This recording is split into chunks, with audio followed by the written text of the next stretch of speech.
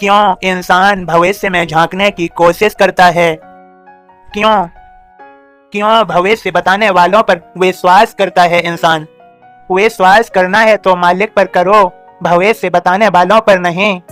मालिक कभी किसी का बुरा नहीं चाहेगा, कभी किसी का बुरा नहीं करेगा। फिर भी तुम मालिक पर अविश्वास करके उसे चुनौती देना चाहते हो। क्या करोगे भविष्य जानकर?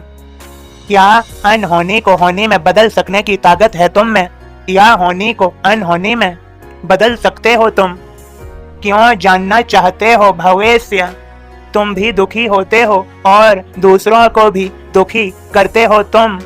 जानते भी हो जो होना है होकर रहेगा, कोई उसे रोक नहीं सकता, कोई बदल नहीं सकता।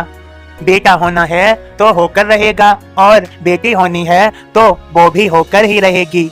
मैं पूछता हूँ, बेटी होगी तो क्या नुकसान हो जाएगा तुम्हारा, और बेटा होगा तो क्या फायदा? फिर क्यों तरसते हैं लोग बेटे के लिए? बेटी होगी तो क्या स्वर्ग के दरवाजे तुम्हारे लिए बंद हो जाएंगे? बेटा और बेटी में कोई फर्क नहीं है। बेटी तो शादी के पहले भी और शादी करके अपना घर परिवार बसाने के बाद भी बेटी का अपने माता पिता के प्रति लगाव कम नहीं होता।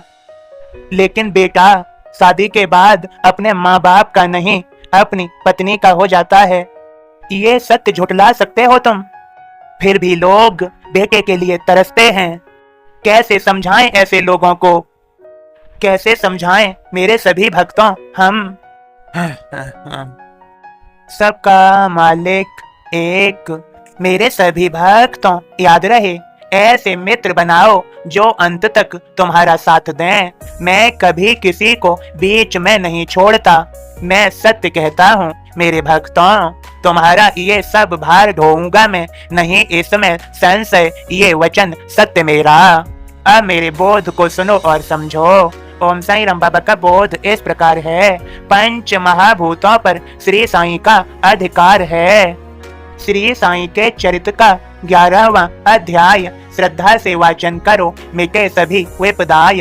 एक दिवस संध्या समय मौसम यूं बिगड़ाय, वर्षा मूसलधार थी, बिजली भी चमकाय। जल ही जल चारों तरफ, खेत और खलिहान, पशु पक्षी मानव सभी संकट में थी जान। भयाक्रांत शिरडीवासी मस्जिद पहुँचे आय, साईं गद्दी छोड़कर मस्जिद बाहर आय।